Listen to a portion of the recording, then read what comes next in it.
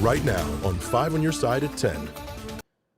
Well, we kick things off with a look at the weather. Get ready for a cool down all across the bi-state as that cold front is set to move through overnight. Good evening, I'm Brent Solomon. Kelly Jackson is off tonight. That system is also expected to bring some rain to the area. Chief Meteorologist Scott Cano kicking things off with the top of the 10. Good evening, Scott.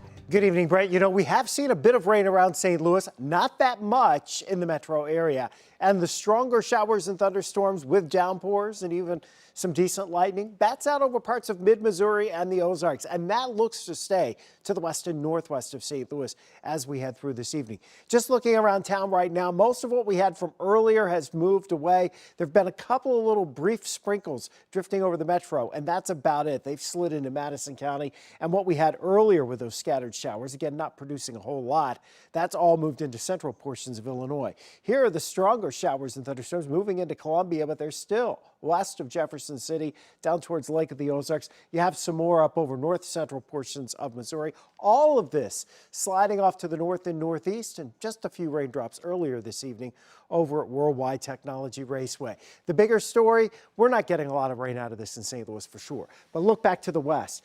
Out in Nebraska, western Kansas, temperatures are tanking right now. We have a one-day cold snap. But we're in the process of seeing that cold air move in tomorrow. We'll see in a few minutes. We'll break down just how cold we get and how long it lasts. Brett? All right. Sounds good. Let's remind folks that they can get the Weather First forecast 24/7. Text the word weather to 314-425-5355. New tonight, nurses at St. Louis University Hospital are setting the stage to strike if need be. 5 on your side's Robert Townsend has the very latest on those nurses' ongoing battle with the hospital. For the past 7 months, St. Louis University Hospital nurses have been in contract negotiations with the hospital. Friday, the union representing the nurses announced nurses voted to authorize its bargaining team to call for a second strike if management fails to resolve key issues. The RNs held a one-day strike in September and informational picket in July to protest what they call the staffing crisis at the hospital and to highlight their concerns about patient safety. The nurses union says the outsourcing of RN positions is a main sticking point. According to the union, SSM Health is outsourcing nurse jobs instead of hiring full-time union staff nurses who are invested in the community. SSM Health responded saying it's disappointed with the authorization of a second nurses strike.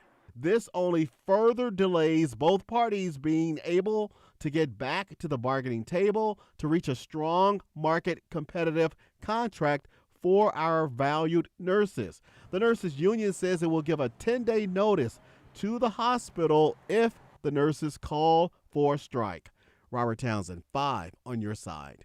All right, Robert, thanks. Tonight, an attempted carjacking thwarted by a 70-year-old victim. Now, 2 men are facing multiple charges. Police say Marlon Hemphill and Michael Williams stole a car in Florissant Monday. While trying to escape from officers, the car crashed. It became disabled on West Florissant Avenue. Williams was arrested. Hemphill ran to a nearby gas station. And that's where police say he tried to carjack a 70-year-old man. But the victim pulled Hemphill out of his car. Hemphill was soon arrested.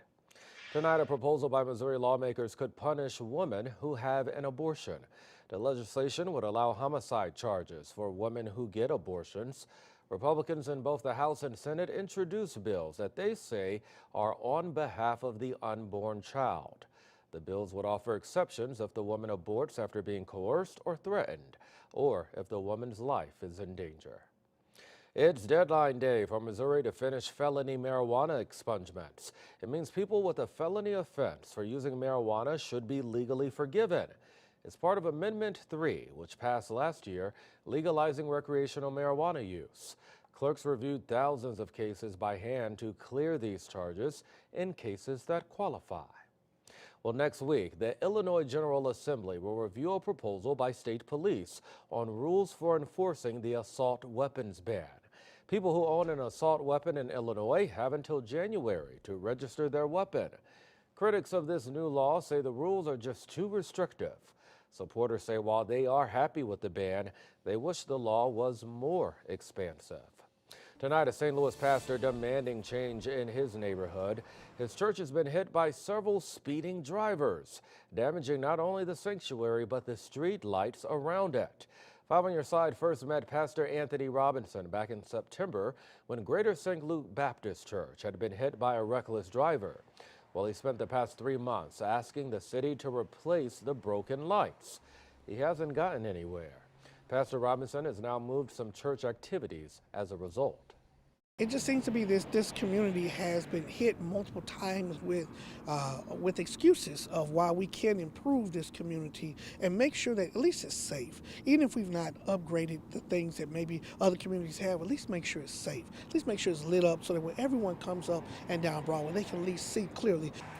5 on Your Side reached out to Robinson's alderperson, but we haven't heard back just yet. Tonight, pressure is mounting on St. Louis police to show the public their spy tools. This morning, the Board of Aldermen unveiled a new proposal to increase oversight of police surveillance technology. While law enforcement can use HD video to build evidence and close cases, some aldermen argue that the public would buy into that system if they knew more about it. There's a lot of distrust when it comes to certain communities and law enforcement. Yes, we want to make sure our streets are safe, but we also don't want to over-police our communities.